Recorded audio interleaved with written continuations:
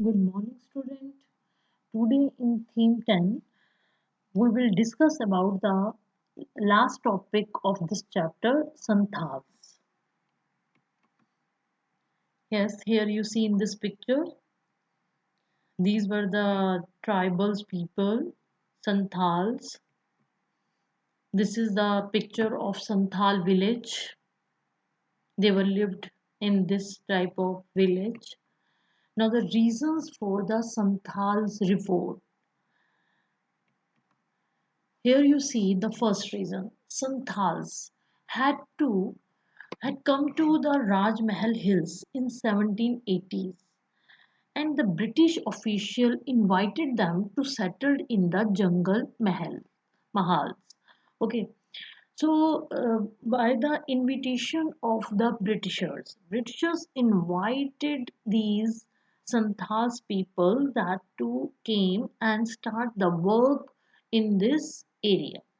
The British gave land to the Santhals and persuaded them to settle in the foothills of the Rajmahals because they wanted the Britishers they wanted that to raise the Santhals against the Pahadis.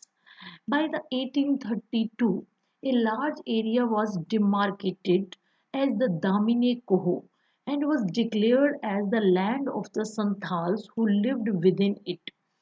Santhals they will start their cultivation on this area, okay, and they expanded their cultivation in this area.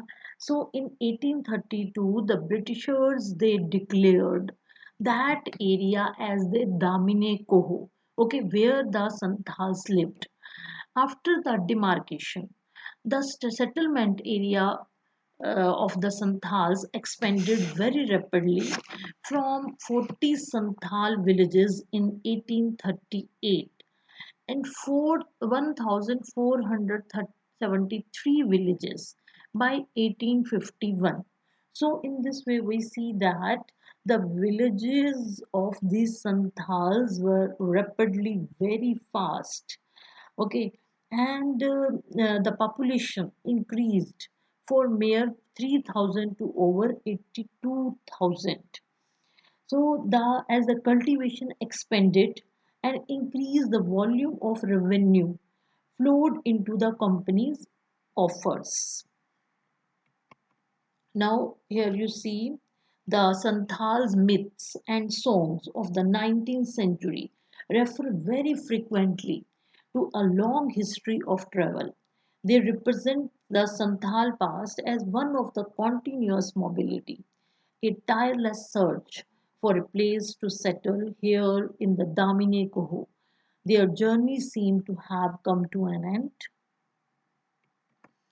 Now the Sidhu Manjhi, he was the leader of the Santhal rebellion.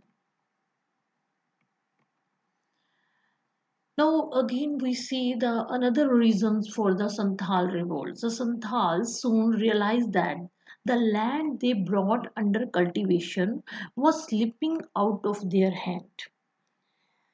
And the British started levying very heavy taxes on those lands, and the money lenders they were also charging them with high rate of interest and took over their land in case of defaulters. So, because of the Britishers, because they were levying a very high taxes, and the money lenders, they were also charging the very high rate of interest. So, they also felt that their land also slipping from their hand.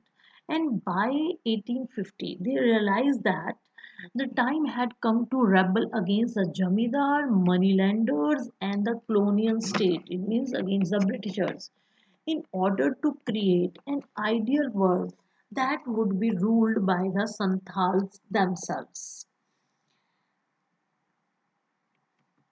Now, burning of the Santhal villages. By the 1850, the Santhals they felt that the time had come to rebel against the Jamidars, moneylenders, and the colonial state. I just told you, and it was. It was after the Santhal revolt that the Santhals, they were also in this revolt. Many of the Santhals, they were also prisoners by the Britishers. Now, it was after the Santhal revolt in 1855 to 56 that the Santhals Pargana was created. Pargana was carved out of 5,500 square miles from the district of Bhagalpur and Birbhum. Okay, this area, only this area, the Britishers they gave to the Santhals, and that area was known as the Santhal Pargana. Okay, student.